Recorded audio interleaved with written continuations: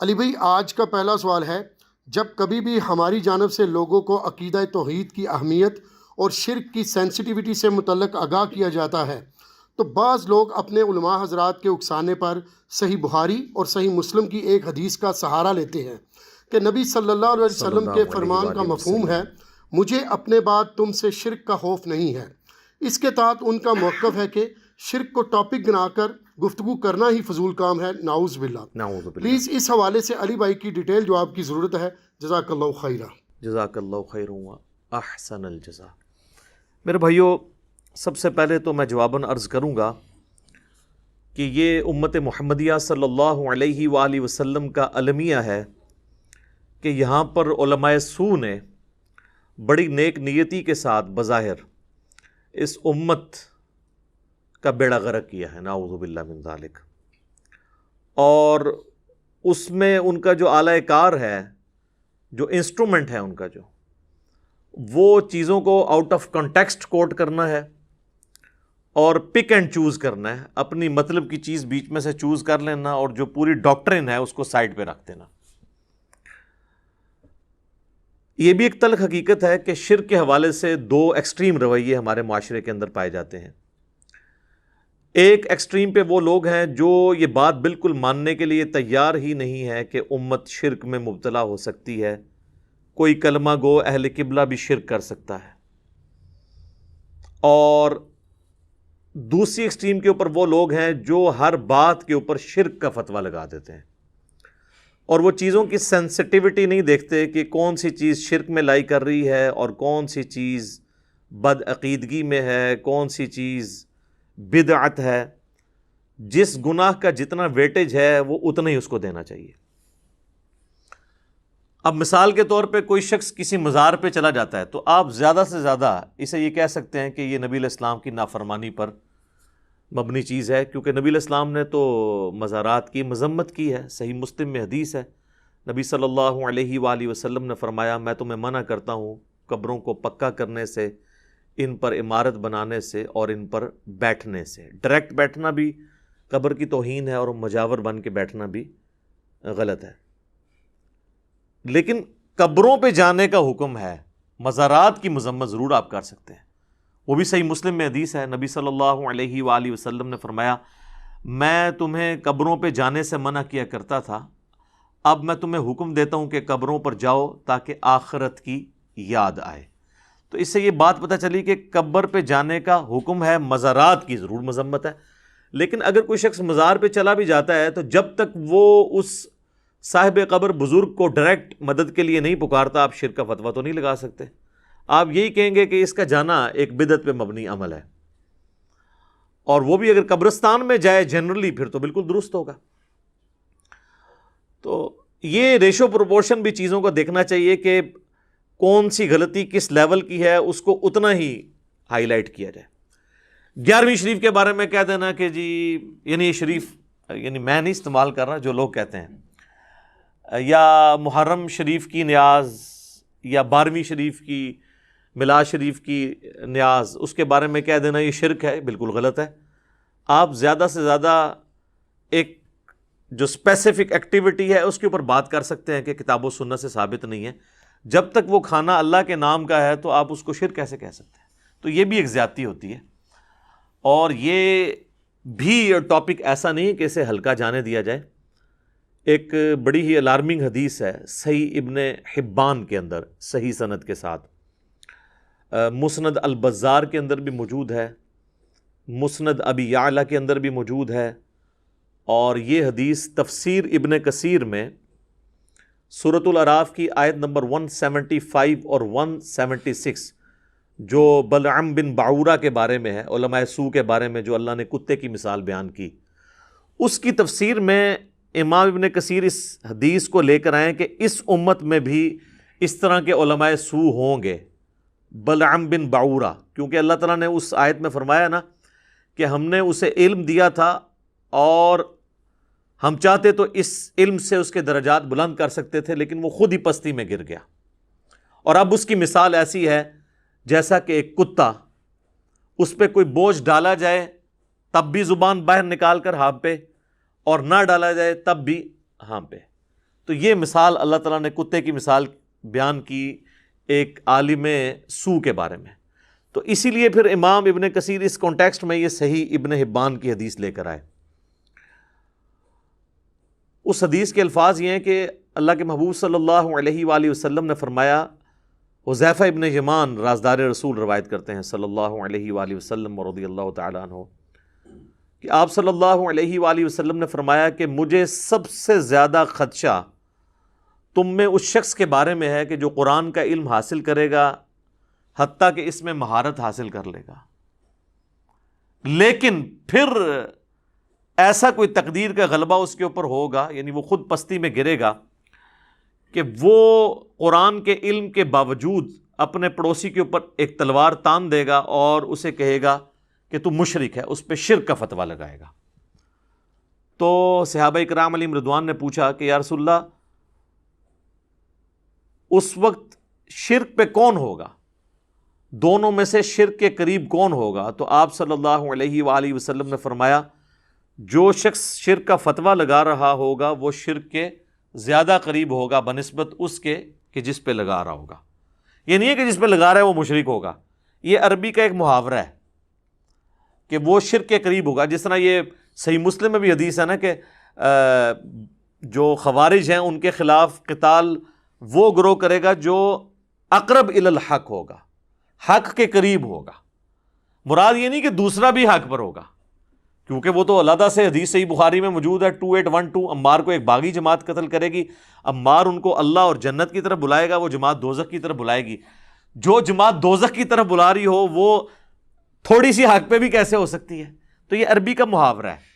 سورہ آل عمران میں بھی اس کی ایک مثال موجود ہے کہ اللہ تعالیٰ نے منافقین کے بارے میں فرمایا جب غزوہ احد کے موقع پر وہ نبی علیہ السلام کو چھوڑ کے چلے گئے تو آپ علیہ السلام کے ساتھ جو یہ غداری کی وہ قانوناً تو مسلمان ہی تھے، قانوناً تو اصحابی تھے جب تک وہ نکلے نہیں تھے. تو اللہ تعالیٰ نے فرمایا کہ وہ اس دن ایمان سے زیادہ کفر کے قریب تھے. اس کا یہ مطلب نہیں کہ وہ مومن بھی تھے اور کافر بھی تھے، یہ عربی کا محاورہ ہے، اس لیے میں نے یہ ساتھ کلیئر کر دیا. تو وہ اس حدیث میں ابن حبان کی جو مسند البزار میں بھی ہے اور مسند ابی یعلا میں بھی ہے، تفسیر ابن کثیر میں بھی، سورۃ الاعراف آیت نمبر 175 کے کانٹیکسٹ میں نبی علیہ السلام فرمایا کہ جو شرک کا فتویٰ لگا رہا ہوگا نا وہ خود شرک کے زیادہ قریب ہوگا. وہ کیوں ہوگا قریب؟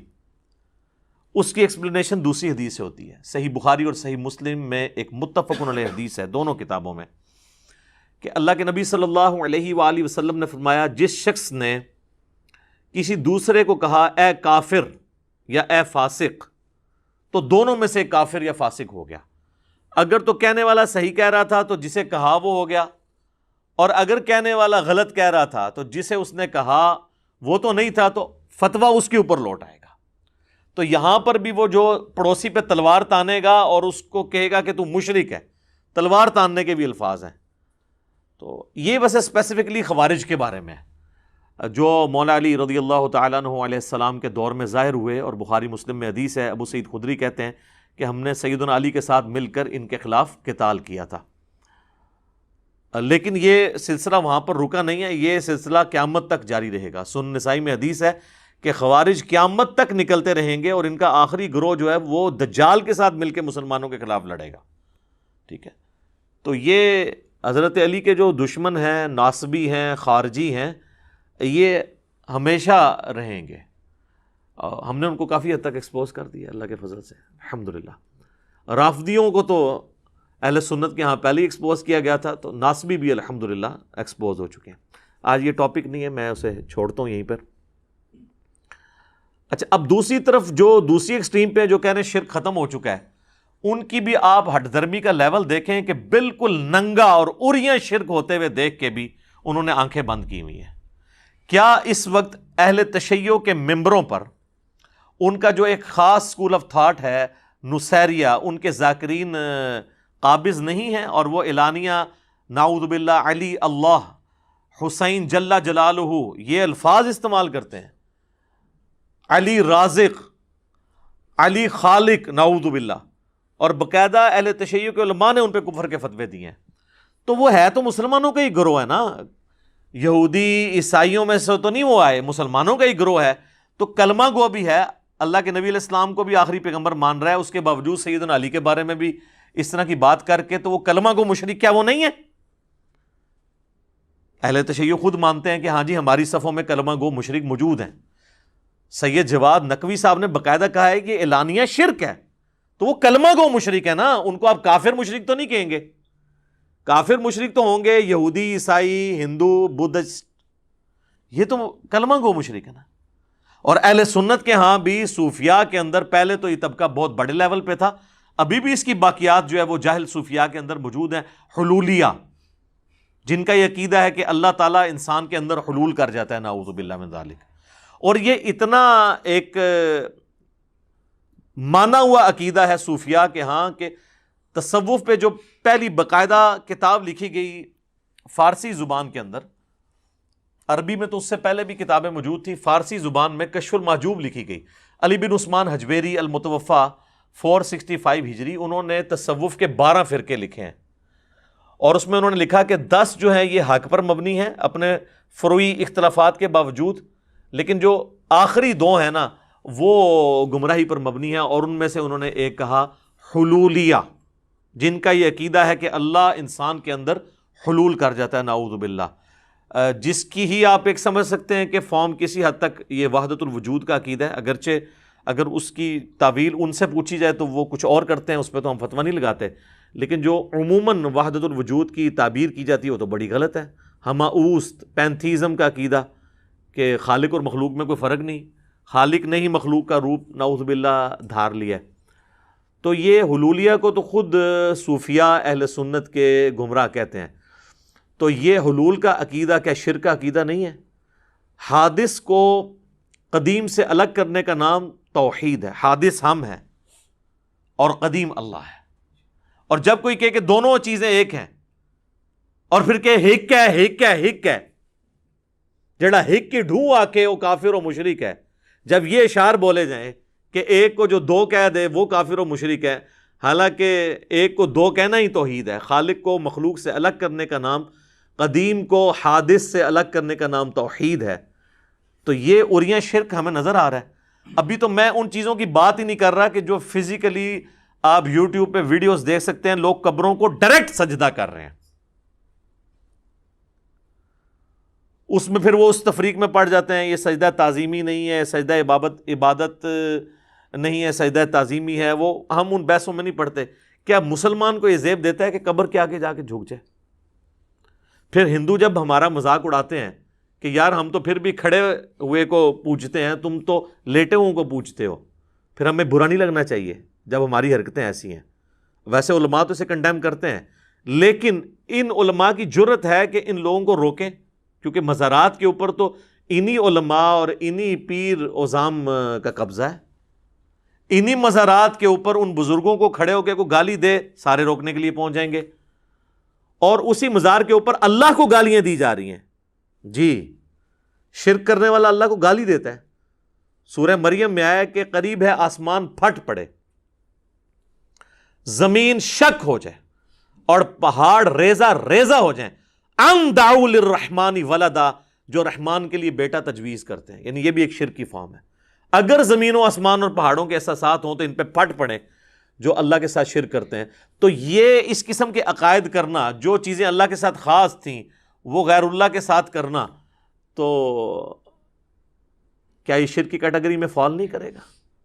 چاہے آپ اسے کہہ لیں کہ یہ اعتقادی شرک نہیں ہے، عملی شرک تو ہے نا۔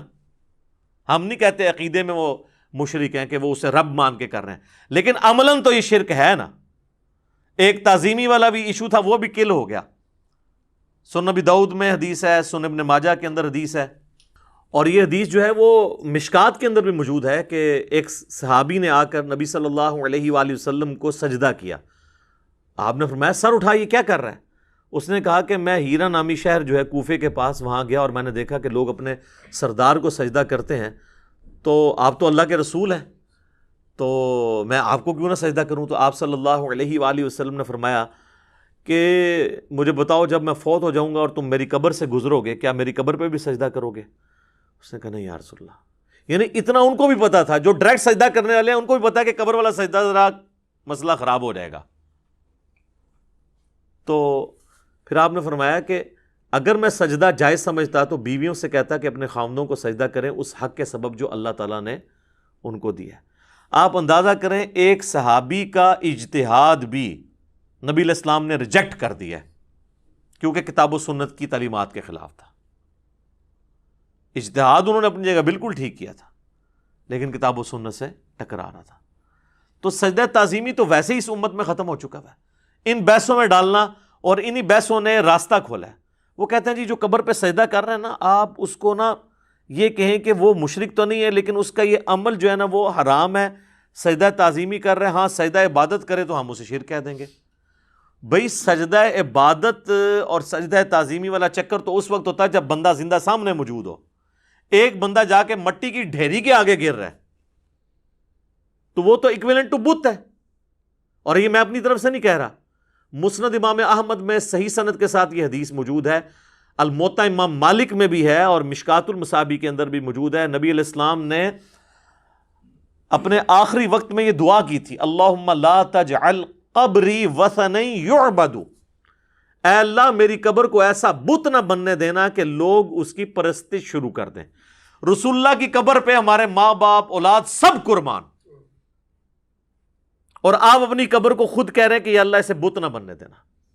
زندہ بندے کو سجدہ کرنا اور ہوتا ہے، لیکن قبر پہ اسی شخص کو جا کے کرنا، نبی علیہ السلام نے اس کے لیے لفظ وثن، بت کا لفظ استعمال کیا، اور اس کے آگے بھی الفاظ ہیں، اشتد غضب اللہ علی قوم اتخذوا قبور انبیائہم مساجدا، اللہ تعالیٰ کا شدید غضب ہوتا ہے ایسی قوم کے اوپر جو اپنے نبیوں کی قبروں کو سجدہ گاہ بناتے ہیں۔ اور یہ جو آخری والے الفاظ ہیں نا، یہ تو بخاری اور مسلم دونوں میں موجود ہے کہ اللہ کی لعنت ہو یہود و نصارہ پر جنہوں نے اپنے نبیوں کی قبروں کو سجدہ گاہ بنا لیا تھا۔ یہ بڑی لمبی حدیث ہے، انشاءاللہ یہ جب موقع آئے گا میں اس کو اسی ویڈیو کے اندر بیان کر دوں گا، ابھی محل نہیں کہ میں اس کو ڈیٹیل کے ساتھ بیان کروں۔ ابھی تو میں یہ تمہیدی گفتگو کر رہا تھا اس حوالے سے۔ اب آ جائیں میرے بھائیوں اس حدیث کی طرف جس کو آؤٹ آف کانٹیکسٹ کوٹ کیا جاتا ہے۔ وہ کہتے ہیں جی بخاری میں حدیث ہے، بالکل ہے، وہ حدیث پوری پڑھ کے سنائیں اور اس کی ایکسپلینیشن کریں۔ صحیح بخاری اور صحیح مسلم دونوں کے اندر حدیث موجود ہے۔ سیدنا عقبہ ابن عامر رضی اللہ تعالیٰ عنہ کہتے ہیں کہ نبی صلی اللہ علیہ وآلہ وسلم نے اپنی وفات سے 1 مہینہ پہلے غزوہ احد کے شہداء پر ان کی شہادت کے آلموسٹ 8 سال کے بعد دوبارہ سے جا کر نماز جنازہ پڑھی ان کے قبرستان میں، اور آپ نے خطبہ قبرستان میں دیا کیونکہ عبرت والا خطبہ تھا۔ اور بخاری مسلم کے الفاظ ہیں کہ نبی علیہ السلام ہم سے اس طرح گفتگو کر رہے تھے جس طرح آپ زندوں اور مردوں دونوں سے جدا ہو رہے ہیں، یعنی وہ قبرستان بھی تھا ہم سے بھی۔ اور آپ صلی اللہ علیہ وآلہ وسلم نے فرمایا کہ دیکھو مجھے اپنے بعد تم سے یہ خطرہ تو اب باقی نہیں رہا کہ تم شرک کرنے لگو، البتہ مجھے اس بات کا ڈر ہے کہ تم دنیا کی مال کی محبت میں پھنس جاؤ گے۔ اور پھر آگے الفاظ ہیں کہ پھر اس مال کی محبت میں تم ایک دوسرے کو قتل کرو گے جس طرح اگلے لوگوں نے قتل کیا، اور پھر تم بھی تباہ و برباد کر دیے جاؤ گے جس طرح اگلے لوگ تباہ و برباد کر دیے گئے، والعیاذ باللہ تعالی۔ اور اب یہ حدیث پہ 15 منٹ بولا جا سکتا ہے کہ نبی علیہ السلام کی وفات کے بعد کس طریقے سے یہ معاملات بگڑے، اور بنو امیہ نے کس طریقے سے نبی علیہ السلام کی اس امت کے اوپر ظلم ڈھائے اور ایک فتنوں کی تار بن گئی۔ میری کئی ایک ویڈیوز اس کے اوپر گواہ ہیں۔ جنگ جمل صفین و نہروان میں سیدنا علی رضی اللہ تعالیٰ عنہ اس امت میں ایک آخری کوشش تھے کہ اس فتنے کو کسی طریقے سے دبایا جاتا، لیکن ان کی شہادت ہو گئی، فتنہ دبا نہیں۔ سنن نسائی الکبریٰ کے اندر یہ حدیث ہے، المستدرک للحاکم کے اندر موجود ہے کہ نبی علیہ السلام نے سیدنا علی سے فرمایا تھا کہ تیری مثال میری امت میں صالح علیہ السلام کی قوم سمود کی اونٹنی کی سی ہے۔ انسانی تاریخ میں 2 بدبخت گزرے ہیں، اگلے زمانوں میں سب سے بڑا بدبخت وہ تھا جس نے اس اونٹنی کو قتل کیا جس کی وجہ سے اللہ کا عذاب آ گیا، اور میری امت کا سب سے بڑا بدبخت وہ ہوگا جو تیری داڑھی کو تیرے سر کے خون سے رنگ دے گا۔ تو جس طرح قوم سمود پہ عذاب آیا نا اس اونٹنی کو قتل کرنے کی وجہ سے، جو اللہ کی اونٹنی تھی، یہاں پر بھی اللہ کے اس ولی کو قتل کرنے کے پاداش میں، جس نے امت کو دوبارہ سے ابو بکر و عمر رضی اللہ تعالی عنہما علیہم السلام کی خلافت کی ڈگر پہ چلانے کی کوشش کی، اس امت پہ بھی ایسا عذاب مسلط ہوا کہ آج تک ہمیں دوبارہ اس طریقے سے اسلامی حکومت صحیح معنوں میں نصیب نہیں ہو سکی، سوائے بیچ میں 1-2-2.5 سال عمر بن عبدالعزیز کے ہیں۔ ادروائز آپ مسلمان حکومتیں کہہ سکتے ہیں، بنو امیہ، بنو عباس کی، یا سلطنت عثمانیہ کی، یا ایوبیوں کی، لیکن آپ یہ نہیں کہہ سکتے کہ وہ اسلامی حکومتیں تھیں۔ تو نبی علیہ السلام کے بعد یہ سب کچھ ہوا۔ یہ میں نے اس لیے بیچ میں ذکر کیا ہے کہ ڈاکٹر طاہر القادری صاحب نے یہ حدیث بیان کی نا، اور پھر انہوں نے اپنی پبلک کو ایکسپلائٹ کیا۔ انہوں نے کہا میں آپ کو پہلے ہی بتا دیتا ہوں، جب آپ مخالفین کے سامنے یہ حدیث رکھیں گے نا تو وہ کہیں گے یہ تو صحابہ کے بارے میں ہے کہ مجھے تم سے شرک کا خوف نہیں ہے، بلکہ یہ خطرہ ہے کہ دنیا کی مال کی محبت میں پڑ جاؤ گے اور ایک دوسرے کو قتل کرو گے۔ وہ کہتے ہیں جب یہ کریں نا تو ان کو آگے سے آپ نے، یعنی میری زبان میں، ان کو پھکی دینی ہے آپ نے، جو یہ اس کی تشریح کریں گے ان کو کہنا اچھا پھر جرت کرو یہ کہو کہ یہ صحابہ پہ حدیث فٹ ہوتی ہے نا، تو صحابہ جو تھے وہ شرک میں مبتلا نہیں ہوئے تھے لیکن دنیا کے مال میں پھنس گئے تھے۔ اور یہ کون کہ 295 سی لوانی کسی نے اپنے ہوتے؟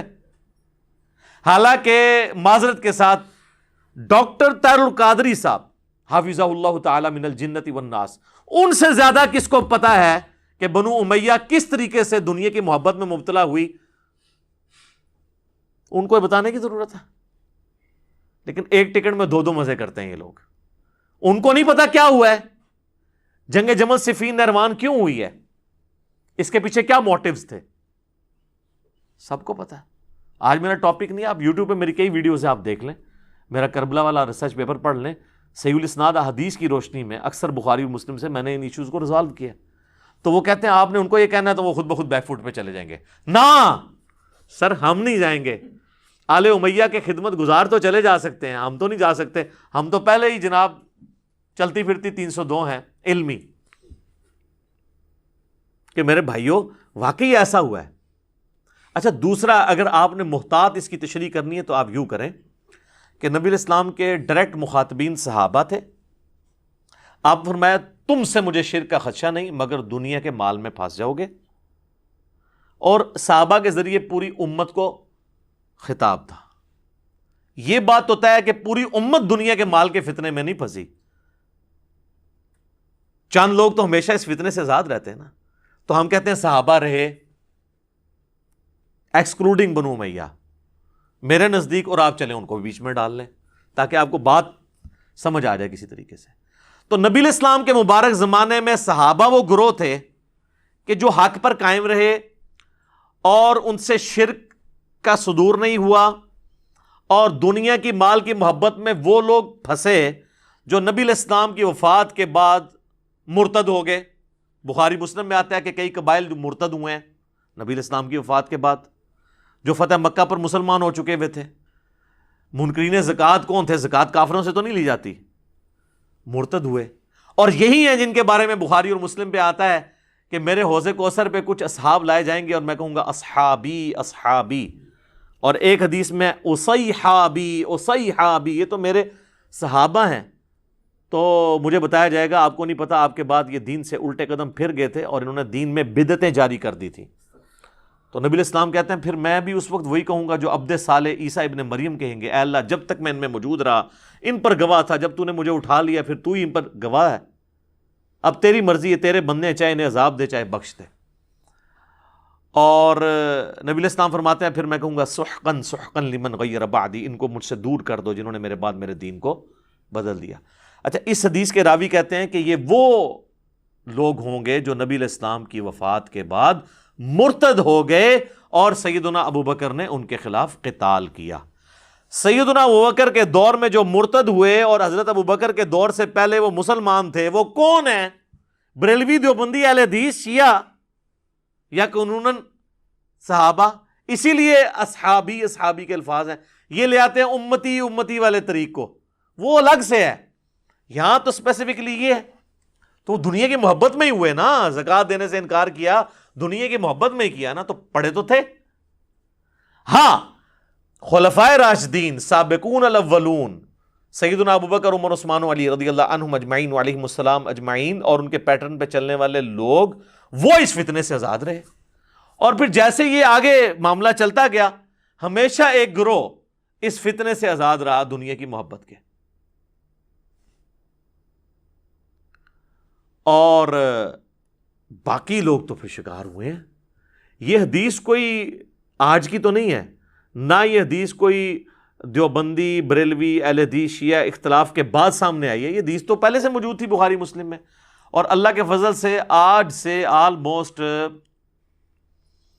600 سال پہلے بخاری کی شروحات لکھی گئی ہیں، جن کے پائے کی دوبارہ کوئی شرح سامنے نہیں آئی، اور آلموسٹ آپ سمجھ لیں فریز ہو چکا ہے یہ معاملہ۔ پہلی شرح ابن حجر اسقلانی کی فتح الباری ہے، المتوفا 852 ہجری، ایک شافعی عالم ہے، یہ شافعی وہ مقلد والے نہیں، اسکول آف تھاٹ والے۔ اور دوسری شرح ہے علامہ بدر الدین عینی کی، المتوفا 855 ہجری، عمدۃ القاری۔ جناب آپ فتح الباری اٹھائیں، عمدۃ القاری اٹھائیں، دونوں نے اس حدیث کی شرح میں کہ مجھے تم سے یہ خطرہ نہیں کہ تم میرے بعد شرک میں مبتلا ہو جاؤ گے، مگر خطرہ ہے کہ دنیا کے مال میں پھنس جاؤ گے، لکھا ہے انہوں نے کہا کہ اس میں کوئی شک نہیں ہے کہ اوورآل امت شرک سے بچ کے رہی ہے، لیکن اس کے باوجود کئی گروہ ایسے ہیں جو کلمہ گو ہو کر بھی، مسلمان ہو کر بھی شرک میں مبتلا ہوئے ہیں۔ لہٰذا اس حدیث میں جو بشارت ہے وہ اس اعتبار سے ہے کہ پوری امت مشرک نہیں ہوگی، مجھے تم سے شرک کا خدشہ نہیں، یعنی مراد یہ کہ تم سارے ہی مشرک نہیں ہو جاؤ گے میرے بعد، پوری امت نہیں مشرک ہوگی، ہاں چند لوگ ہو جائیں گے۔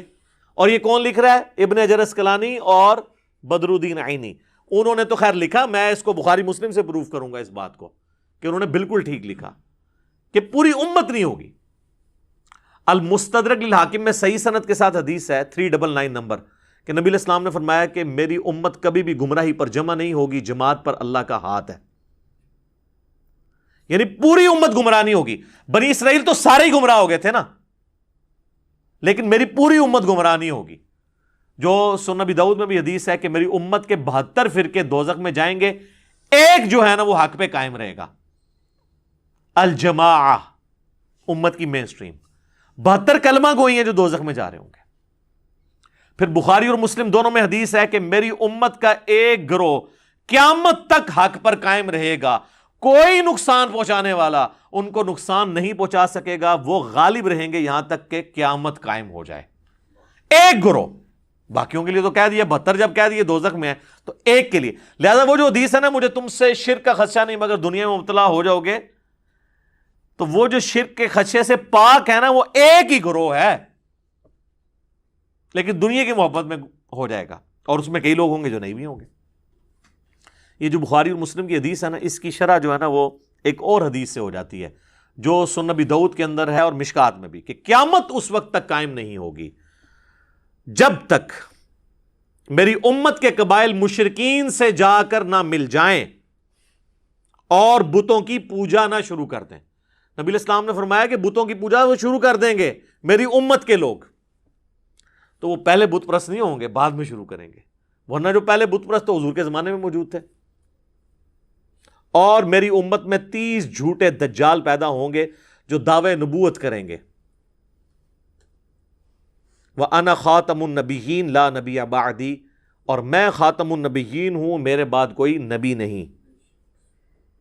اور میری امت کا ایک گروہ قیامت تک حق پر قائم رہے گا، کوئی نقصان پہنچانے والا ان کو نقصان نہیں پہنچا سکے گا۔ یہ جو آخری الفاظ ہیں نا یہ وہی ہیں جو بخاری اور مسلم میں تھے، اور پوری حدیث سے پتہ چلا کہ امت میں گمراہیاں آئیں گی لیکن ایک گروہ حق پر قائم رہے گا۔ تو وہ ایک گروہ کے لیے بشارت ہے کہ وہ شرک میں نہیں مبتلا ہوگا، باقی سب کے سب کسی نہ کسی فارم میں چلے جائیں گے۔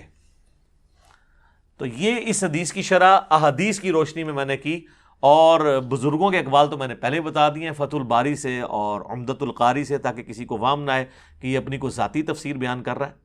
اس کے علاوہ کئی ایک احادیث ہیں جو ہماری اس ڈاکٹرن کو سپورٹ کریں گی۔ اس میں ایک ٹاپ آف دا لسٹ وہ حدیث ہے جو بخاری اور مسلم دونوں میں موجود ہے. نبی صلی اللہ علیہ وآلہ وسلم نے فرمایا کہ تم بھی اگلے لوگوں کی پیروی شروع کر دو گے قدم با قدم بالشت بر بالشت، حتیٰ کہ اگلے لوگوں میں سے اگر کوئی لوگ گوہ کے سوراخ میں داخل ہوئے تو تم بھی وہی کام کرو گے. صحابہ کرام علیہم رضوان نے پوچھا یہ اگلے لوگوں سے مراد کیا یہود و نصارہ ہیں؟ تو آپ صلی اللہ علیہ وآلہ وسلم نے فرمایا کہ اگر وہ لوگ مراد نہیں ہیں تو پھر کون سے لوگ مراد ہیں؟ یعنی یہود و نصارہ والی خرابیاں تمہارے اندر آئیں گی. اچھا، وہ بریلویوں کے ایک اسکالر ہیں ڈاکٹر اشرف آصف جلالی صاحب، وہ توحید کانفرنس کرتے ہیں، اور وہ توحید کانفرنس کے اندر توحید نہیں بیان ہوتی، شرک کی ہر فارم کو وہ توحید بنا کر پیش کرتے ہیں اور توحید پر حملہ کرنے والی ہر چیز کو جسٹیفائی کرتے ہیں. نام انہوں نے وہ توحید، جیسے ہماری بھی مسجدوں میں لکھا ہوا ہے علیکم بسنتی و سنت الخلفاء الراشدین المہدیین، ٹھیک ہے، حق چار یار نعرہ، لیکن تعلیمات جو ہے وہ حق چار یار کے بعد آنے والے لوگوں کی بیان کر رہے ہوتے ہیں، بالکل الٹ چل رہے ہوتے ہیں. نعرہ حق چار یار کا ہے اور فضائل بعد والوں کے بیان ہو رہے ہوتے ہیں، کیونکہ یہ دونوں تو بیک وقت نہیں ہو سکتے. اگر ایک بندہ کہ میں مولا علی کی فضیلت بھی بیان کروں اور مولا علی کو گالیاں دینے والے اس کے خلاف جنگیں کرنے والے کی بھی فضیلت بیک وقت بیان کروں تو یہ کھلا تضاد ہے، یہ تو پاسبل نہیں ہے. ہاں، احترام صحابیت اپنی جگہ، وہ اپنی جگہ موجود ہے، لیکن فضائل بڑھا چا کر تو نہیں آپ بیان کر سکتے. تو وہ کہنے لگے یہ حدیث جو ہے نا بخاری اور مسلم کی کہ شرک کا خدشہ نہیں ہے. اسی کی تفسیر میں وہ توحید کانفرنس کرتے ہوئے کہتے ہیں کہ یہ جو حدیث یہ لوگ بیان کرتے ہیں نا کہ جی تم بھی اگلے لوگوں کی پیروی کرو گے، تو اس سے مراد ہے کہ اس امت میں یہود و نصارہ کے فیشن آنا شروع ہو جائیں گے. اور کہتے ہیں دیکھیں نا جی وہ یہود و نصارہ والا لباس مسلمان بھی پہن رہے ہیں، اور ان کی ساری کے سارا دین لباس میں گھسا ہوا ہے. یہود و نصارہ کی گاڑیاں جو انہوں نے استعمال کرتے ہیں، یہود و نصارہ کے فری میں گفٹ ملے ہوئے ان کو، وہ جو 76 موبائل جن کو میں کہتا ہوں یہ اسمارٹ فون، وہ اس میں ان کو کوئی یہود و نصارہ کی پیروی نظر نہیں آتی. آ کے پینٹ شرٹ اور ٹائی کے اوپر آ کے کھڑے ہو جاتے ہیں. حالانکہ یہ جو حدیث ہے سنن ابی داؤد کی، من تشبہ بقوم فہو منہ، جس نے جس قوم کی مشابہت اختیار کی وہ ان میں سے شمار کیا جائے گا. اس سے مراد مذہبی جو ہے وہ مشابہت ہے. کوئی شخص صلیب لٹکا لیتا ہے یا سکھوں والا کڑا پہن لیتا ہے یا ماتھے پہ سندور لگا لیتا ہے. باقی جو دنیاوی اعتبار سے تو تہمت جو ہے وہ ہندو بھی پہن رہے ہیں، مسلمان بھی پہن رہے ہیں، ٹائی ہندو بھی پہن رہے ہیں، سکھ بھی پہن رہے ہیں، عیسائی بھی پہن رہے ہیں. ویٹیکن سٹی کے پوپ نے تو ٹائی کو نہیں لگائی ہوئی ہے، سلیب لٹکائی ہوئی ہے. تو سلیب نشان ہے، ٹائی ایک الگ سے چیز ہے. تو ان کا سارے کا سارا دین پھر اس میں گھس جاتا ہے اور کہتے ہیں جی یہ یہود و نصارہ کے فیشن کی بات ہے کہ نبی علیہ السلام نے فرمایا کہ تم بھی وہی کام شروع کر دو گے. اس سے مراد شرکیہ چیزیں نہیں ہیں. ہم کہتے ہیں نا، آپ لوگ اکثر کہتے ہیں نا یہ شان نزول دسو جی، کہتے ہیں نا اے لبو اٹھ پھر شان نزول تو میں دسنا اے، بلکہ لبنا کیا تو میں لب لیا جائے اور پھڑو انہوں سنبھالو. اس کا شان نزول جو ہے وہ جامعہ ترمذی میں موجود ہے، شان ارشاد. وہ حدیث مشکات کے اندر بھی موجود ہے کہ نبی صلی اللہ علیہ وآلہ وسلم غزوہ حنین کے موقع پر اپنے اصحاب کے ساتھ جا رہے تھے. راستے میں ایک درخت دیکھا جسے ذات انوات کہا جاتا تھا، اور مشرکین جنگ پہ جانے سے پہلے اپنا اسلحہ اس کے اوپر لٹکاتے تھے جنگ میں برکت کے لیے کہ ہمیں اس کی برکت سے فتح نصیب ہو جائے گی، جس کی باقیات آج تک ہیں. آپ بھی درباروں پہ جو درخت ہیں ان کے اوپر آپ مختلف کلرز کی ٹاکیاں اور وہ جو ہے وہ کپڑے کے ٹکڑے باندھتے ہیں. تو صحابہ نے کہا کہ یا رسول اللہ آپ بھی ہمارے لیے کوئی اس طرح کا ایک درخت مقرر کر دیں کہ ہم بھی وہاں پہ برکت کے لیے اسلحہ لٹکائیں. تو نبی علیہ السلام کو جلال آیا، فرمایا سبحان اللہ، اللہ پاک ہے، معذوف تھا عما یشرکون، ہر اس شرک سے جو اس کے ساتھ منسوب کیا جاتا ہے. پھر آپ نے فرمایا تو تم نے وہی بات کر دی جو موسیٰ علیہ السلام کے ماننے والوں نے کی تھی. پھر نبی علیہ السلام نے سورۃ الاعراف کی آیت نمبر 138 تلاوت کی کہ موسیٰ علیہ السلام کے اصحاب جب ان کے ساتھ ایک بت کے پاس سے گزر رہے تھے جس پہ لوگ دھیان کر کے بیٹھے تھے، انہوں نے کہا آپ بھی ہمارے لیے کوئی اللہ کا ایک بت مقرر کر دیں کہ ہم اس پہ دھیان کریں. تو نبی علیہ السلام فرمایا جو تم نے مجھ سے برکت کے لیے درخت کی ڈیمانڈ کی ہے نا، یہ جسٹ لائک اسی طریقے سے ہے جیسے موسیٰ کے اصحاب نے اللہ کا بت مانگا تھا. اب کسی نے نہیں کہا یا رسول اللہ ہم کو یہ تو نہیں کہہ رہے ہم نے درخت کے آگے جھکنا ہے، ہم نے تو برکت لینی ہے. یہ کہتا ہے جی جب تک وہ 7 اذان نہ لگ جائیں شرک نہیں ہوگا. وہ تو تواڈے نماز بھی نہیں لگتے پوری طریقے نال, تو تواڈی تو نماز بھی نہیں ہوتی.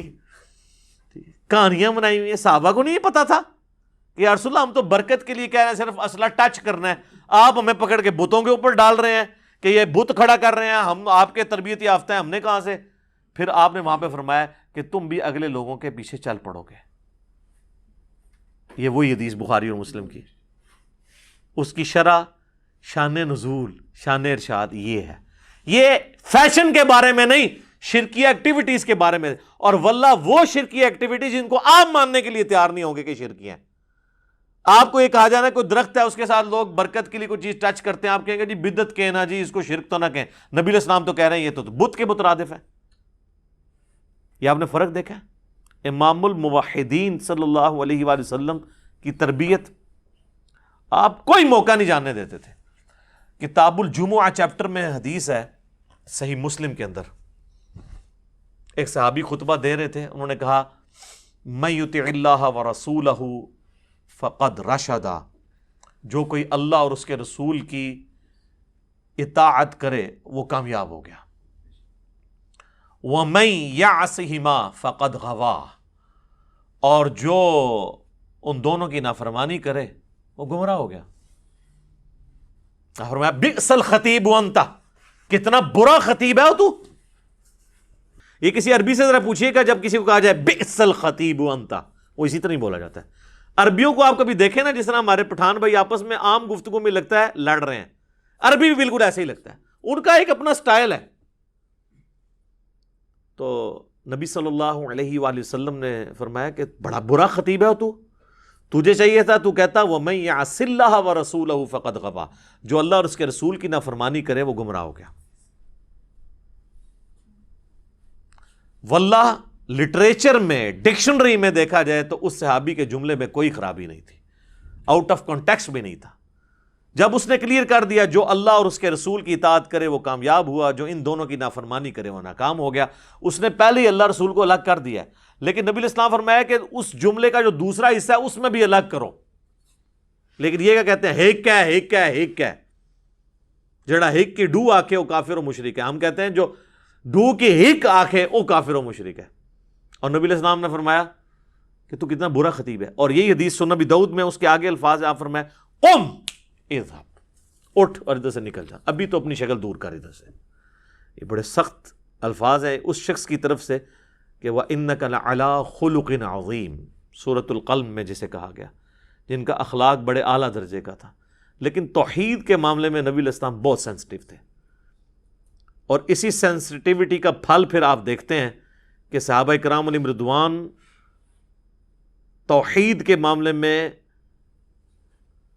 اس قدر سخت تھے کہ وہ کسی کا لحاظ نہیں کیا کرتے تھے. جس کا سب سے بڑا ثبوت جو ہے وہ سیدنا ابوبکر کا خطبہ ہے نبی علیہ السلام کی وفات کے اوپر. کم از کم بخاری میں 4 جگہ وہ خطبہ آیا ہے. سیدنا ابوبکر نبی علیہ السلام کی وفات کے بعد, بخاری کے الفاظ ہیں, انٹر ہوتے ہیں حجرہ عائشہ میں, نبی علیہ السلام کا کفن مبارک ہٹا کر بوسہ دیتے ہیں ماتھے پہ, اور کہتے ہیں اللہ کے رسول اللہ آپ پہ 2 موتیں جمع نہیں کرے گا. ایک موت آپ کو آنی تھی وہ آئی, اب ہمیشہ کی آخرت کی یعنی زندگی شروع ہوگی. کیونکہ باہر سیدنا ابوبکر کھڑے, سیدنا عمر کھڑے تلوار لے کے, جو کہے گا حضور فوت ہو گئے. تو وہ اس کا رد سیدنا ابوبکر نے کیا, بھی ایک موت ہی آنی ہے. حضرت عمر کا یہ خیال تھا کہ جس طرح حضرت موسیٰ علیہ السلام 40 دن کے لیے کوہ طور پہ گئے, نبی علیہ السلام بھی ڈورمنٹ پوزیشن پہ گئے, واپس آ جائیں گے. باہر نکلے اور لوگ حضرت عمر کے گرد جھمگٹا بنائے کھڑے ہیں. انہوں نے کہا عمر کو چھوڑو اس کے حال پہ, تم میری طرف آؤ.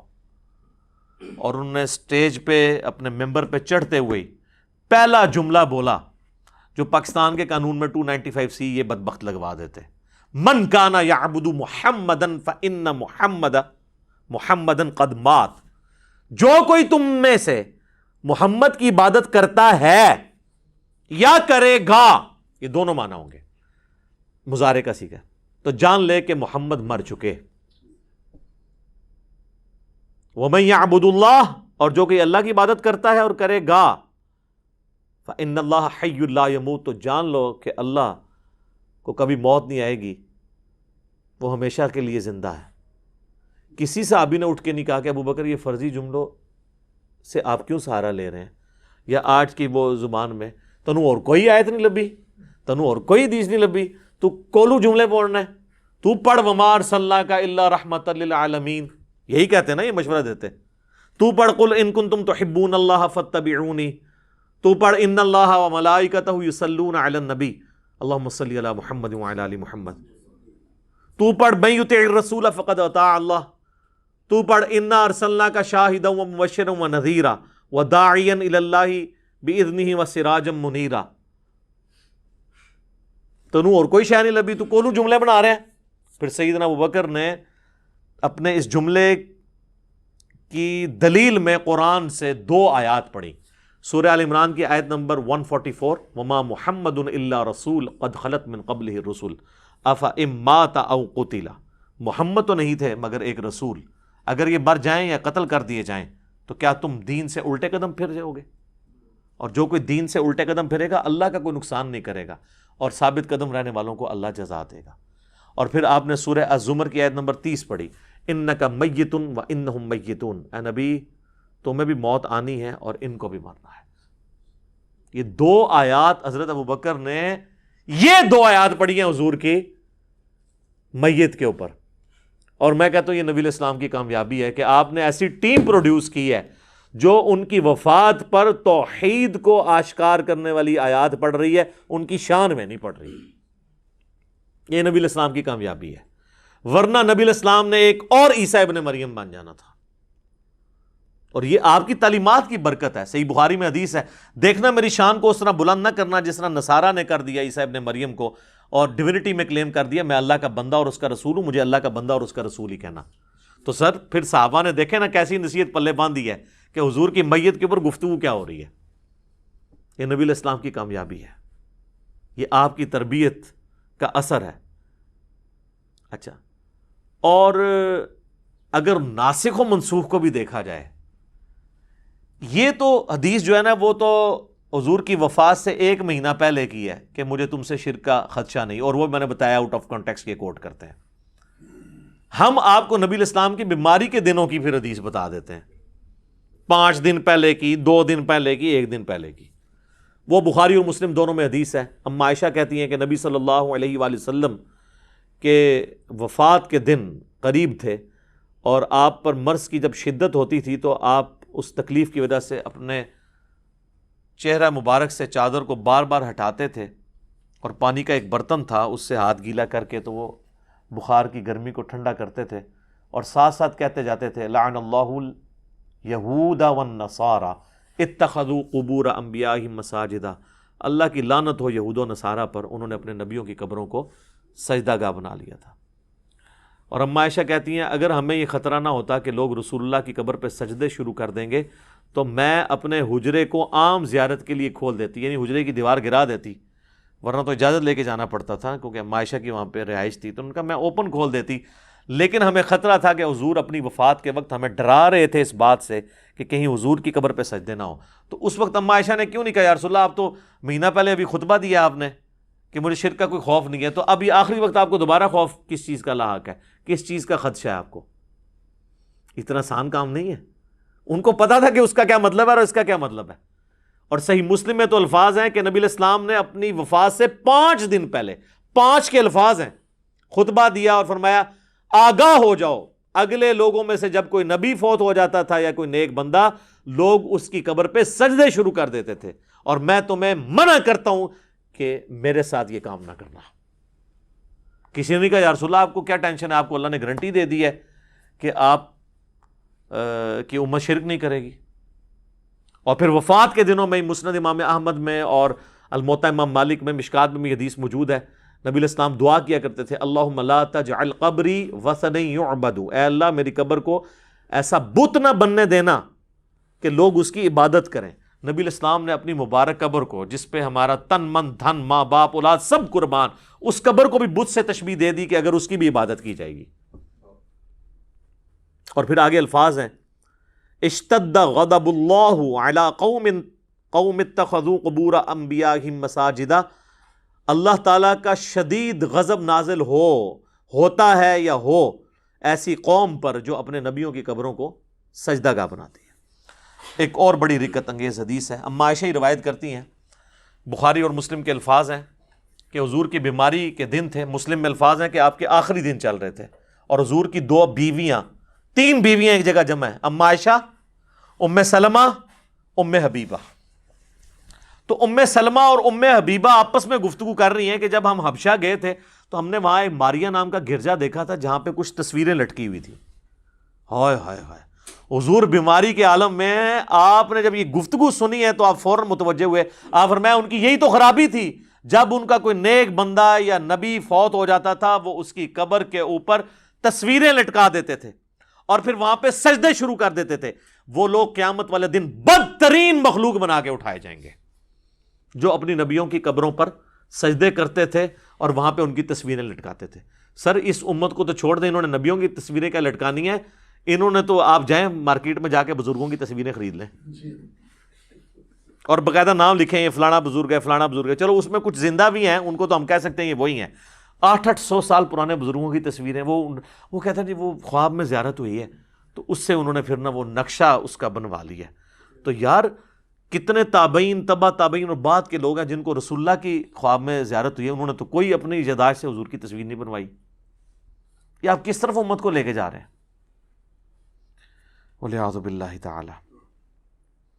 تو نبی صلی اللہ علیہ وآلہ وسلم نے اپنی امت کو اتنی واضح تعلیمات دیں کہ جس میں کوئی خدشہ نہیں ہے کہ کوئی شخص اس چکر میں پڑ جائے کہ وہ ان چیزوں کو ہلکا جانے، اور یقین جانے جو لوگ ہلکا جانتے ہیں پھر وہ اس کے اندر مبتلا بھی ہو جاتے ہیں، اور جو لوگ اس کے سینسٹیوٹی کو سمجھتے ہیں وہ پھر اس فتنے سے بچ بھی جاتے ہیں۔ میں اپنی گفتگو کو کنکلوڈ کرتا ہوں اسی کانٹیکسٹ میں سورۃ الانعام کی آیت نمبر 82 اور اس کے کانٹیکسٹ میں بخاری و مسلم کی ایک حدیث ہے۔ سورۃ الانعام کی آیت نمبر 82 ہے، الذین آمنوا ولم یلبسوا ایمانہم بظلم اولئک لہم الامن وہم مہتدون۔ جو لوگ ایمان لے کر آئے اور ایمان لانے کے بعد اپنے ایمان میں شرک کی آمیزش نہیں ہونے دی، ایمان لانے کے بعد ایمان میں شرک نہیں آنے دیا، مرتد کے الفاظ نہیں ہیں، یعنی ایمان کے ساتھ شرک نہیں ہونے دیا، یعنی کلمہ گو مشرک نہیں بنے، وہ امن میں ہوں گے اور وہی لوگ ہدایت یافتہ ہیں۔ بخاری مسلم کے الفاظ ہیں اس حدیث کے کانٹیکسٹ میں، عبداللہ ابن مسعود کہتے ہیں جب یہ آیت نازل ہوئی ہم تو سب پریشان ہو گئے، کیونکہ ہم تو ظلم کا معنی لیتے ہیں گناہ، تو کون سا ایسا شخص ہے جو یہ دعویٰ کرے کہ مجھ سے کوئی بھی گناہ نہیں ہوتا، اور اللہ تو فرما رہا ہے کہ جو ایمان لانے کے بعد گناہ نہیں کرے گا وہی امن میں ہوگا، تو یا رسول اللہ ہمارا کیا بنے گا؟ آپ فرمایا اس سے مراد وہ گناہ نہیں ہے۔ آپ نے سورہ لقمان کی آیت نمبر 13 تلاوت کی، ان الشرک لظلم عظیم، بے شک شرک سب سے بڑا ظلم ہے۔ اب کسی صحابی نے کہا یا رسول اللہ وہ شرک تو ختم ہو چکا ہے، یہاں آپ شرک کیوں مراد لے رہے ہیں؟ کبھی ایسے ہو سکتا ہے کہ ہم ایمان لانے کے بعد بھی شرک کریں؟ کلمہ کو مشرک تو کوئی ٹرم ہی نہیں ہے، بس ایمان لے آئے تو آپ مسلمان ہو گئے، جو مرضی کرتے رہیے۔ اور حضور فرما رہے ہیں کہ شرک اس سے مراد ہے کہ ایمان کے اندر شرک نہ ملاوٹ کرے۔ تو پھر اس لیے چونکہ صحابہ کو سمجھ تھی اللہ نے ان کو بچا لیا، بعد والوں نے سمجھنے سے انکار کیا تو وہ آپ دیکھ لیں کتنے دھڑلے کے ساتھ گھسے میں، اور وہ کہتے ہیں نہیں جی جناب وہ تو یہ کیسے ہو سکتا ہے، ایک مسلمان بھی اور بیک وقت مشرک بھی کیسے ہو سکتا ہے، دونوں چیزیں بیک وقت کیسے ہو سکتی ہیں؟ سر پھر اگر اس پہ جائیں تو پھر تو آپ پھنس جائیں گے۔ بخاری کی حدیث ہے کہ میرے ساری امت جنت میں جائے گی سوائے اس کے جس نے انکار کیا۔ صحابہ نے کہا کہ کس نے انکار کیا یا رسول اللہ؟ فرمایا جو میری اطاعت کرے گا وہ جنت میں جائے گا، اور جس نے میری نافرمانی کی اس نے جنت میں جانے سے انکار کر دیا۔ تو یہ جو آپ لوگوں کو کہانیاں کراتے ہیں یہ پوری امت جنت میں جائے گی، تو حضور تو فرما رہے ہیں کہ جس نے میرا حکم ماننے سے انکار کر دیا، جس نے میری نافرمانی کی، جو امت کی اکثریت آلریڈی کر رہی ہے، یہ تو ساری جائے گی دوزخ میں۔ اونٹ سامو پھر یہ تو بالکل واضح ہے نا، اب اس کی کوئی تعویل ممکن ہی نہیں ہے۔ تو میرے بھائی یہ جو کلمہ گو مشرک والا معاملہ ہے ادھر بھی آپ کہنا کہ یہ کیسے ہو گیا کہ جی ایک بندہ جو ہے وہ کلمہ بھی پڑھ لیا اس نے اور حضور کی نافرمانی بھی کرے گا، تو نہیں کر رہے، کلمہ پڑھ کے بھی اللہ اور اس کے رسول کی نافرمانیاں ہو رہی ہیں نا، تو کلمہ پڑھ کے شرک نہیں ہو رہا ہے۔ صحیح مسلم میں حدیث ہے جس مسلمان کے جنازے میں ایسے 40 لوگ شریک ہوں جو شرک نہ کرتے ہوں، اللہ تعالیٰ ان 40 لوگوں کی شفاعت اس کے حق میں قبول کر لے گا. تو کسی نے حضور سے نہیں پوچھا یا رسول اللہ یہ آپ ایمبیگوس جملہ بول رہے ہیں, جنازہ تو پڑھتا ہی وہ ہے جو مسلمان ہو, ہندو نے تو مسلمان کا جنازہ نہیں پڑھنا آ کے, تو آپ یہ کیوں کہہ رہے ہیں؟ تو آپ کلمہ کو مشرک کو ہی کہہ رہے تھے. بالکل واضح ہے. اسی طریقے سے ایک حدیث ہے مسند امام احمد میں بھی اور جامعہ ترمذی میں بھی, ہمارے صبح و شام کے اذکار کارڈ میں بھی موجود ہے, بلو والے میں بھی ہے اور گرین والے میں بھی, فرض نماز کے بعد والے اذکار میں بھی اور صبح و شام کے اذکار میں بھی, کیونکہ وظیفہ ایسا ہے اس میں بڑے زبردست الفاظ ہیں. کبھی اس کی طرف آپ کی توجہ نہیں گئی ہے کہ جو شخص فجر کی نماز پڑھنے کے بعد تشہد کی حالت میں بیٹھے بیٹھے 10 دفعہ پڑھ لے لا الہ الا اللہ وحدہ لا شریک لہ لہ الملک و لہ الحمد بیدہ الخیر یحیی و یمیت وہو علی کل شیء قدیر, تو نبی علیہ السلام فرماتے ہیں کہ اللہ تعالیٰ ہر بری چیز سے, ہر شیطانی وار سے اسے بچا لے گا اگر وہ فجر کے وقت پڑھ لے تو شام تک, اور اگر وہ مغرب کے بعد پڑھ لے تو صبح تک, سوائے اس کے کہ وہ شرک کر جائے. یہ الفاظ ہیں اس میں, شرک کر لے گا تو اللہ کا ذمہ اس سے اٹھ جائے گا. تو کسی نے نہیں کہا یا رسول اللہ جو لا الہ الا اللہ وحدہ لا شریک لہ پڑھ رہا ہے انہیں شرک کی تو کر لینا ہے, کلمہ کو مشرک کیسے ہو سکتا ہے؟ یہاں مرتد کے الفاظ نہیں, شرک کے. مرتد والا تو معاملہ الگ ہے, وہ تو آپ سارے مانیں گے کہ جی فتح مکہ پہ کئی لوگ مسلمان ہوئے جو نبی علیہ السلام کی وفات کے بعد سیدنا ابوبکر کے دور میں مرتد ہو گئے. بخاری مسلم میں حدیث موجود ہے, اور بخاری مسلم میں انہی کے بارے میں حدیث موجود ہے, اصحابی اصحابی, میرے حوض کوثر پہ لوگ لائے جائیں گے, میں پہچانتا ہوں گا اور میں انہیں کہوں گا مجھ سے دور ہو جاؤ, تم نے میرے بعد میرے دین کو بدل دیا. اور اس حدیث میں تو باقاعدہ ابن ابی ملیکہ کے کمنٹس ہیں کہ اللہ ہم تجھ سے دعا کرتے ہیں کہ تیرے نبی کی وفات کے بعد ان کے دین سے الٹے قدم نہ پھریں, آمین ثم آمین. اور ایک اور حدیث جو بخاری اور مسلم میں آتی ہے اس کانٹیکسٹ میں, اسے بھی یاد کر لیں کہ ایک عیسائی تھا, مسلمان ہوا اور سورۃ البقرہ اور سورہ آل عمران اس نے پوری حضور سے پڑھی, پیچھے کچھ رہ گیا, حتیٰ کہ حضور نے اسے اپنا کاتب وحی رکھ لیا, لیکن پھر وہ جا کے دوبارہ عیسائی ہو گیا. آپ کے تحت تو اس نے کلمہ پڑھا تھا, مسلمان ہوا, کاتب وحی ہوا, تو اسے دوبارہ اب شرک کرنا ہی نہیں چاہیے تھا. عیسائی شرک ہی کر رہے ہیں نا. تو اور اس نے وہاں جا کے یہ بکواس کرنی شروع کر دی کہ اس نبی کو تو کچھ نہیں آتا, جو میں لکھ دیتا ہوں وہی ہوتی ہے, نعوذ باللہ. یہ بات تو ٹھیک ہے کہ نبی علیہ السلام امی تھے, لیکن نعوذ باللہ یہ کہنا کہ آپ کو پتہ نہیں ہے, بڑی ذمہ داری سے آپ وہی لکھواتے تھے اور کراس پھر سن کے چیک کرتے تھے کہ کیا لکھا ہے, پھر ایک سے زیادہ کاتبین وہی تھے. اب چونکہ نبی علیہ السلام کی نبوت کے بارے میں اس نے یہ بات کی تھی تو اللہ کا معجزہ یہاں پہ ظاہر ہونا تھا, ورنہ تو نبی علیہ السلام کی نبوت ڈاؤٹ فل ہو جاتی لوگوں کی نظر میں. آپ نے فرمایا اس کو زمین قبول نہیں کرے گی. ہائے ہائے ہائے. جناب بخاری مسلم کے الفاظ ہیں, اسے جب زمین میں دفنایا گیا لاش باہر, اگلے دن اور گہری قبر کھودی گئی, دفنایا گیا لاش باہر.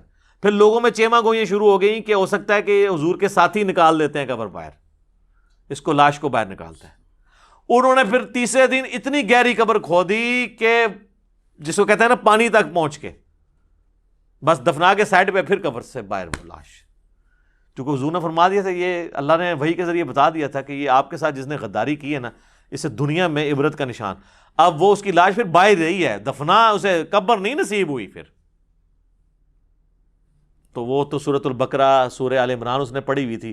آپ کا فارمولہ لگایا جاتا تو وہ تو اس کو کلمہ پڑھنے کے بعد اس کو مشرک نہیں ہونا چاہیے تھا. یہاں تو پھر بھی کو کہیں گے جی مرتد ہو گیا, تو میں نے جو بیچ میں کتنے دلائل دیے ہیں کہ کلمہ گو بھی یہ کام کر سکتا ہے. لہٰذا اس مسئلے کو سینسٹیو سمجھیں اور ایاک نعبد و ایاک نستعین کو فالو کریں. اس کانٹیکسٹ میں مجھے کئی اور باتیں کرنی ہیں, لیکن پھر اس ٹاپک کی لینتھ زیادہ ہو جائے گی. یوٹیوب پہ میری ایک ویڈیو ہے مسئلہ نمبر 3, دعا صرف اللہ ہی سے, وہ دیکھیں, جس میں میں نے اپنا ایک ریسرچ پیپر ہے دعا صرف اللہ ہی سے وہ پڑھایا ہے, شرک کے حوالے سے جتنے دھوکے دیے جاتے ہیں. اور ایک اور ویڈیو کچھ عرصہ پہلے ریکارڈ ہوئی ہے, وسیلے کے نام پر دھوکہ. ہم جب کبھی بات کرتے ہیں آپ غیر اللہ کو مدد کے لیے پکارتے ہیں, کہتے ہیں نہیں ہم توسل اختیار کرتے ہیں. تو میں نے اس میں بتایا کہ توسل الگ چیز ہے اور ڈائریکٹ پکارنا مدد کے لیے الگ چیز ہے. اور اس میں جتنے یہ وسوسے دیتے ہیں وہ میں نے سب کے سب ایڈریس کیے ہیں۔ بہرحال یہ اس دور کا ایک بڑے فتنوں میں سے ایک فتنہ تھا جو بخاری و مسلم کی حدیث کو لوگ مس یوز کرتے تھے اور مس کوٹ کرتے تھے، اپنے مطلب سے اس میں چیزیں اپنا لقمہ اس کے منہ میں ڈالنے کی کوشش کرتے تھے۔ میں نے کوشش کی ہے کہ اس حوالے سے سارے معاملات کو کلیئر کر دیا جائے۔ میرے بھائیوں، اپنی گفتگو کو کنکلوڈ کرتے ہوئے میں وہ آیت ضرور کوٹ کروں گا جس میں اللہ تعالیٰ نے کیٹاگوریکل ایک ورڈکٹ دی ہے انسانیت کے حوالے سے۔ وہ ہے میرے بھائیوں سورہ یوسف کی آیت نمبر 106، وَمَا يُؤْمِنُ أَكْثَرُهُمْ بِاللَّهِ إِلَّا وَهُمْ مُشْرِكُونَ، اور لوگوں کی اکثریت اس حال میں اللہ پر ایمان لاتی ہے کہ وہ ساتھ شرک بھی کر رہے ہوتے ہیں۔ اب اس میں اللہ تعالیٰ نے یہ نہیں فرمایا کہ کافروں کا ذکر ہے، بلکہ وہ ایمان تو اللہ پر لا رہے ہیں، اللہ کو مان رہے ہیں، لیکن اللہ کی نہیں مان رہے جیسا کہ ماننے کا حق ہے۔ تو یہ آیت بھی اس چیز کا ثبوت ہے کہ ایمان کے باوجود بھی انسان اس گمراہی میں پڑ سکتا ہے کہ وہ پیرلل میں شرک بھی کرتا رہے۔ اللہ تعالیٰ ہمیں اس عظیم فتنے سے محفوظ فرمائے اور ہمیں اپنے محبوب صلی اللہ علیہ وآلہ وسلم کی تعلیمات پر عمل کرنے کی توفیق عطا فرمائے۔ آخر میں بڑی عاجزی کے ساتھ آپ سب سے ریکویسٹ کروں گا کیا کہ مرنے سے پہلے اے مسلمان کر لے اس پہ غور، کتابوں کا خدا اور ہے، بابوں کا خدا اور۔ کہنے کو تو دین سب کا اسلام ہے، لیکن صوفی بھی کہہ رہے ہیں ہم مسلمان ہیں، سلفی بھی کہہ رہے ہیں، دیوبندی بریلوی اہل حدیث شیعہ سب کہہ رہے ہیں کہنے کو تو دین سب کا اسلام ہے، لیکن کتابوں کا جہاں اور ہے، بابوں کا جہاں اور انشاءاللہ جب آپ یہ دو سٹیجز طے کر لیں گے نا، یہ کہتے ہیں نا جی وہ فنا فی شیخ، فنا فی رسول، پھر فنا فی اللہ، تسی بھی اے جدوں پہلے شعر فنا ہو گے، پھر دوسرے پھر تسی آخری منزل تک پہنچو گے، کیا کہ نہ میں وہابی نہ میں بابی، میں ہوں مسلم علمی کتابی، نہ میں سو کالڈ وہابی ہوں اور نہ میں سو کالڈ بابوں کا دفاع کرنے والا بابی ہوں، بلکہ میں علمی کتابی مسلم ہوں۔ اللہ تعالیٰ ہمیں شرک کے فتنے سے محفوظ فرمائے، اور جو شرک کو جسٹیفائی کرنے کے لیے زور کے ساتھ اور کمر توڑ کوششیں کر رہے ہیں، اللہ تعالیٰ ان کو بھی ہدایت نصیب فرمائے، اور اپنے محبوب صلی اللہ علیہ وآلہ وسلم کی تعلیمات پر چلنے کی توفیق عطا فرمائے۔ سبحانک اللہم و بحمدک، اشہد ان لا الہ الا انت، استغفرک و اتوب الیک، وما علینا الا البلاغ المبین۔ جزاکم اللہ خیرا۔